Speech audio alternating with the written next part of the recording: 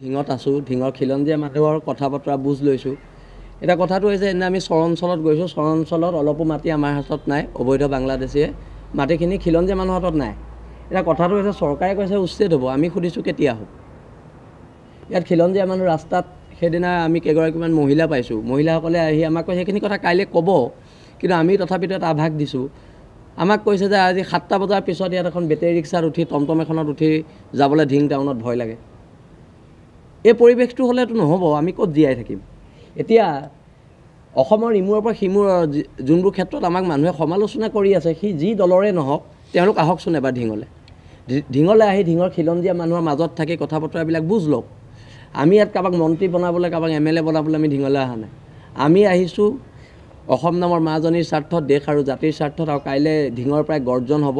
আৰু এই গৰ্জনে চৰকাৰে গৰ্জন শুনক, বিধানসভা অধিৱেশন চলি আছে, তাত ঢিঙৰ খিলঞ্জীয়া মানুহৰ মাটি বেদখলৰ কথা উত্থাপন হওক, তাত ঢিঙৰ খিলঞ্জীয়া মানুহৰ মৰ্মবেদনাৰ কথাবিলাক কওক। সকলোৱে নিজৰ ব্যক্তিগত লাভালাভৰ বাবে, ভোট বেংকৰ বাবে যি নিকৃষ্ট ৰাজনীতি কৰি আছে, সেই ৰাজনীতিৰ পৰিৱৰ্তে ঢিঙৰ কথা বতৰাবোৰ বিধানসভাত আলোচনা হওক। আৰু সেইকাৰণে আমি কৈছোঁ কাইলৈ প্ৰায় 5,000ৰো অধিক ঢিঙৰ খিলঞ্জীয়া মানুহ ইয়াত সমবেত হ'ব, আৰু তেওঁলোকৰ যিখিনি কথা আছে সেই কথাখিনি মুক্ত মনে অসমৰ মানুহৰ আগত ক'ব। আৰু আমি ধন্যবাদ জনাইছোঁ ঢিং প্ৰেছ ক্লাবক, আপোনালোক সকলো ইয়ালৈ অহাৰ বাবে। আৰু সিদিনা ঢিঙৰ OC-য়ে আমাক ধমকি লগাবলৈ চেষ্টা কৰিছে যে মই থাকিলে ইয়াত আন্দোলন নহ'ব। গণতান্ত্ৰিক দেশ এখনত গণতন্ত্ৰ ৰক্ষা কৰিবলৈ এজন পুলিচ অফিচাৰ আছে, আৰু পুলিচ অফিচাৰজনৰ ভাষা গুণ্ডাৰ দৰে এই কথা বতৰাবোৰ নহ'ব। পুলিচ অফিচাৰজনৰ দায়িত্ব ঢিঙৰ খিলঞ্জীয়া মানুহক নিৰাপত্তা দিয়া, কিন্তু সেই পুলিচ অফিচাৰজনে সেইদিনা এজন সন্দেহযুক্ত বাংলাদেশী অভিযোগৰ ভিত্তিত এজন মানুহক ৰাতি ঘৰত গৈ উইদাউট মেজিষ্ট্ৰেট, উইদাউট আপোনাৰ গভৰ্ণমেণ্ট নটিছ ঘৰৰ ভিতৰত চাৰ্চ কৰিছে, আৰু মানুহজনক নেপাই তেওঁ ভায়েকক চোঁচৰাই উঠাই আনিছে। এইবোৰৰ বিৰুদ্ধেও প্ৰতিবাদ হ'ব। ঢিং থানাৰ OC-ৰ ওপৰত কিয় DGP-য়ে ব্যৱস্থা লোৱা নাই, তাক লৈও প্ৰশ্ন আছে। ঢিং থানাৰ OC-ৰ ওপৰত খিলঞ্জীয়াৰ জাতি মাটি ভেটিৰ কথা কোৱা হিমন্ত বিশ্ব শৰ্মাই কিয় ব্যৱস্থা লোৱা নাই, তাৰ ওপৰত আমাৰ অভিযোগ আছে। আৰু ঢিং থানাৰ OC-ৰ যিটো ভাষ্য, সেইটো এজন আৰক্ষী বিষয়াৰ ভাষ্য নহয়, এজন গুণ্ডাৰ ভাষ্য। আৰু আমি পুনৰ কৈছোঁ, এনেকুৱা ধৰণৰ গুণ্ডামী কথা বতৰাৰে গণতন্ত্ৰ শেষ কৰিবলৈ যিটো চক্ৰান্ত চলিছে, তাৰ বিৰুদ্ধেও কাইলৈ প্ৰতিবাদ হ'ব।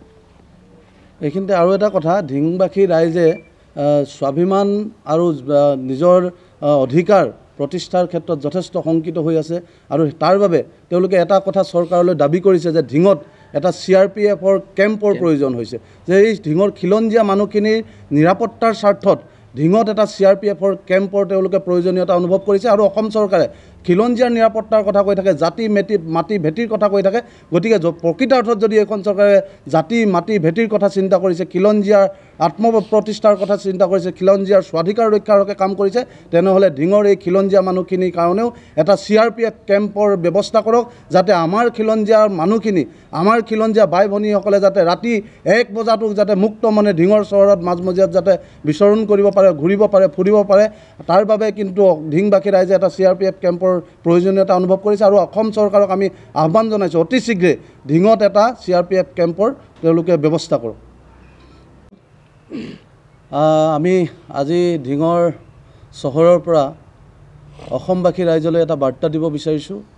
আজি আমি কেইবাদিন ধৰি ঢিঙৰ খিলঞ্জীয়া ৰাইজৰ মাজত আছোঁ, খিলঞ্জীয়া ৰাইজৰ অভাৱ অভিযোগ আৰু সমস্যাসমূহৰ বুজ লৈছোঁ। আৰু এটা কথা আমি উপলব্ধি কৰিছোঁ, খিলঞ্জীয়া এই মানুহখিনিক চাৰিওফালৰ পৰা চেপি খুন্দি উশাহ বন্ধ কৰিব পৰা এক উপক্ৰম হৈছে।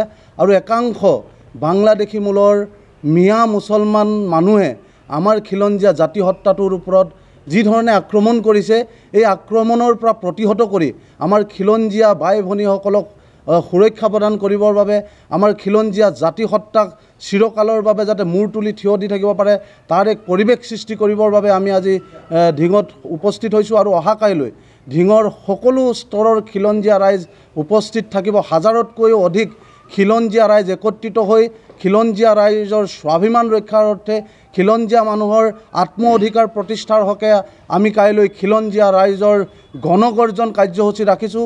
বিয়লি 4 বজাৰ পৰাই এই গণগৰ্জন কাৰ্যসূচীত ঢিঙৰ 1000তকৈও অধিক প্ৰায় 5000তকৈও অধিক খিলঞ্জীয়া ৰাইজে ইয়াত অংশগ্ৰহণ কৰিব।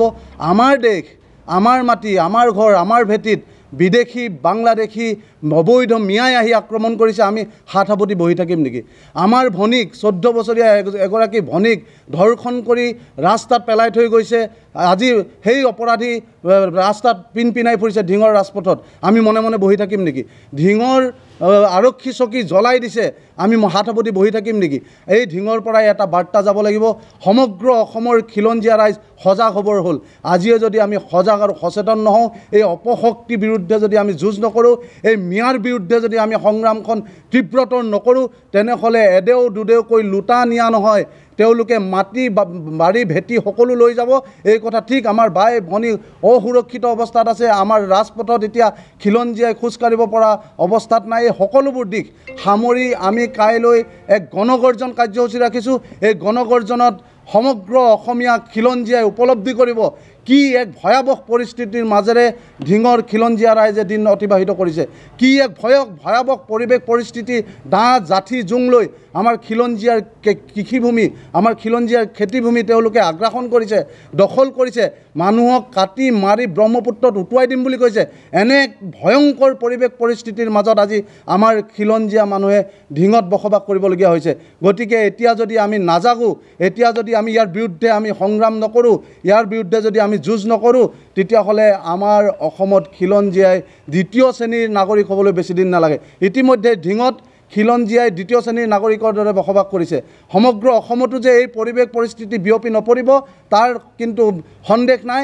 এই কথা আমি আপোনালোকক কৈ থলোঁ আৰু সমগ্ৰ খিলঞ্জীয়াবাসী ৰাইজক কাইলৈ ঢিঙৰ খেলপথাৰলৈ আহিবৰ বাবে আমি আহ্বান জনাইছোঁ। আৰু সকলোৱে একেলগে এই গণগৰ্জন কাৰ্যসূচীত আমি চৰকাৰৰ বিৰুদ্ধে আমি প্ৰতিবাদ কাৰ্যসূচী ল'ম, অবৈধ মিয়াৰ বিৰুদ্ধে আমি প্ৰতিবাদী কাৰ্যসূচী ল'ম। কিয়নো চৰকাৰে সময়ে সময়ে কৈ থাকে, আপোনালোকে দেখিছে এইখন বিজেপি চৰকাৰে কয় উচ্ছেদ হ'ব, উচ্ছেদ হ'ব। উচ্ছেদ ক'ত হ'ব?